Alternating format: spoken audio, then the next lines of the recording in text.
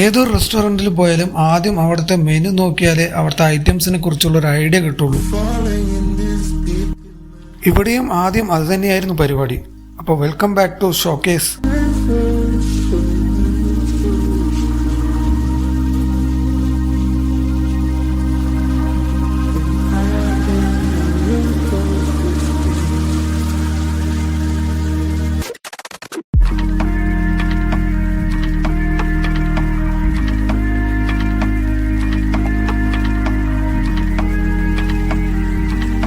ഇനിയിപ്പോൾ മെനു കയ്യിൽ കിട്ടിയില്ലെങ്കിലും അവിടുത്തെ QR കോഡ് സ്കാൻ ചെയ്ത് കഴിഞ്ഞാൽ ആ റെസ്റ്റോറൻറ്റിലെ ഫുൾ മെനു നമ്മുടെ ഫോണിലുണ്ടാവും.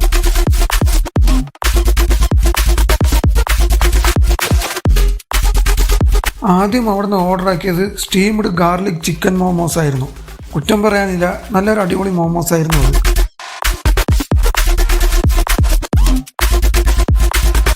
ആ മോമോസിൻ്റെ കൂടെ കിട്ടുന്ന ഡിപ്പിംഗ് ആണ് ആ മോമോസിൻ്റെ മെയിൻ ടേസ്റ്റ് മേക്കർ.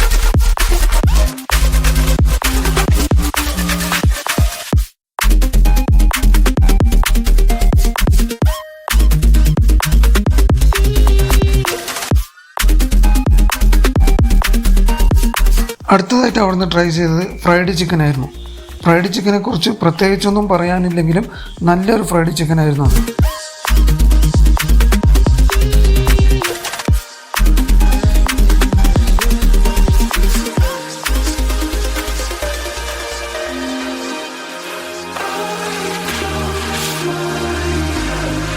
അവിടുത്തെ നൂൽ പൊറോട്ട നല്ല ലെയറായിട്ട് അടിപൊളി പൊറോട്ടയായിരുന്നു. അത് ആ ഫ്രൈഡ് ചിക്കൻ്റെ കൂടെ നല്ലൊരു കോമ്പിനേഷൻ ആയിരുന്നു.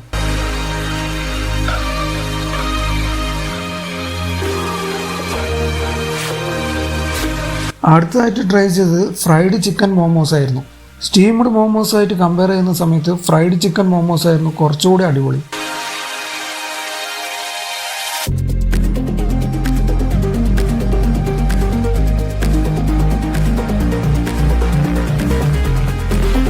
ഇനിയിപ്പോൾ വെജാണ് താല്പര്യമെങ്കിൽ അവിടെ വെജ് മോമോസും അവൈലബിൾ ആണ്.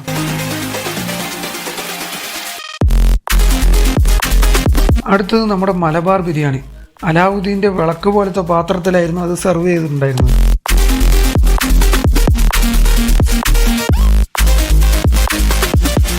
മലബാർ ബിരിയാണിയും ഒട്ടും മോശമല്ലായിരുന്നു, നല്ലൊരു ബിരിയാണിയായിരുന്നു.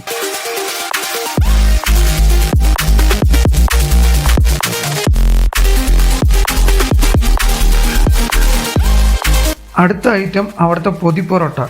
അലുമിനിയം ഫോയിൽ പേപ്പറിൽ കവർ ചെയ്ത് അതിനകത്ത് വാഴയിലയിൽ പൊതിഞ്ഞതായിരുന്നു നമ്മുടെ പൊതി പൊറോട്ട നമുക്ക് സെർവ് ചെയ്തിട്ടുണ്ടായിരുന്നത്. 2 ലെയർ പൊറോട്ടയിലായിട്ട് ഓരോ ലെയറിലും ബീഫിൻ്റെ അടിപൊളി ഗ്രേവിയൊക്കെ ആയിട്ട് നല്ലൊരു പൊതി പൊറോട്ടയായിരുന്നു അത്.